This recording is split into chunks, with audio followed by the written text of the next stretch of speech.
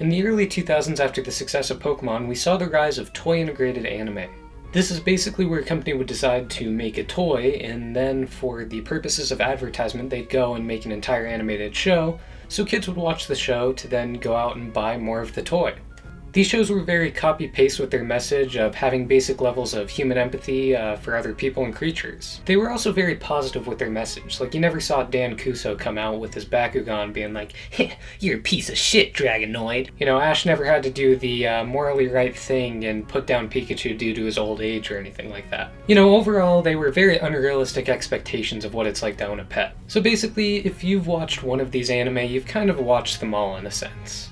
However, I believe that none of these brands created a more authentic experience than the symbiotic relationship of the Beyblade anime and toy.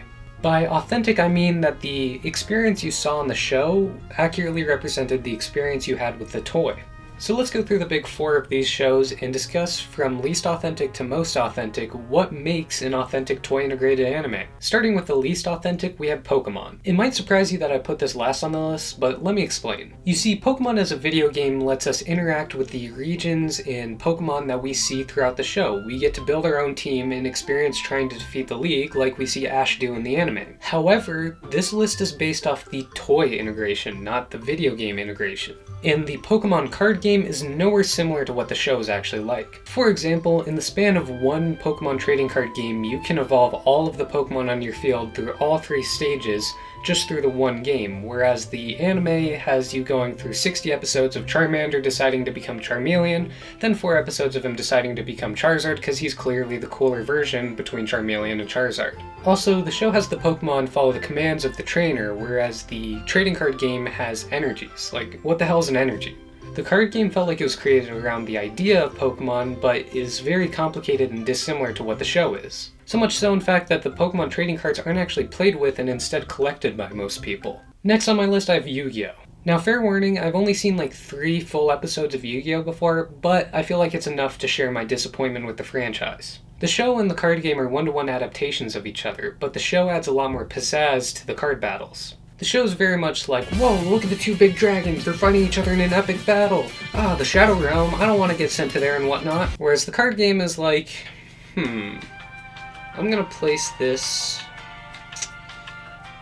in defense mode. It's your turn now. Meanwhile, the show's like, you fool, I take my blue eyes white dragon and put him in gamer position, which puts you at the edge of your seat. Meanwhile, I'm sitting here at a tournament getting my ass kicked by a guy who was able to Google a better deck than me. Next on our list, we've got Bakugan. Bakugan is also a very one-to-one adaptation from the show to the actual gameplay. You roll the thing, you get the points, and you win the battles. The problem Bakugan had was the little pieces of garbage metal that they had on the bottom of all the Bakugan pieces that they like to call magnets. So rolling this thing and having it open up and stick to the card rarely ever worked, which was super disappointing as, someone who played the game.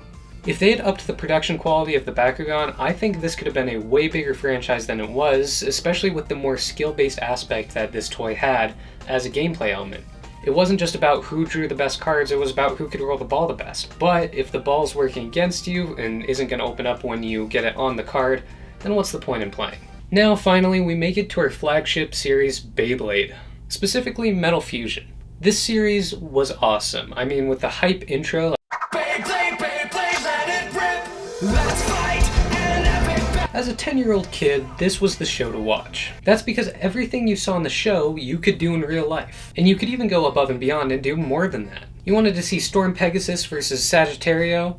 You could do that. You could go out, buy the 2 little Beyblades, and fight them against each other, see how that battle would have ended up. The interactivity with the toy spinning action of the Beyblades made it so the at-home experience was very similar and just as hype as the show you were watching. The intensity of watching your own Beyblade go against your friend's Beyblades at home was the same intensity that you felt when you were watching the TV show and watching our heroes have the same interactions with each other. And specifically with Metal Fusion, I mean, hearing the clinging and clanging of the metal together, it was just icing on the cake. I mean, looking back on it, these things should have been legally defined as weapons with the weight and speed they had on them. Overall, all these shows are beloved by different people for many different reasons and in many different ways. Being the most authentic show does not necessarily mean it's the best show. Heck, even though I think Beyblade is the most authentic, Pokemon will still always be my favorite toy-integrated anime of all time. I just hope that one day future generations will be able to watch a show then get that toy for their birthday and be able to experience the fun of the show in real life, like I was able to with Beyblade. Anyways, if you like this video, subscribe and like it down below, and I'll see you soon with more videos.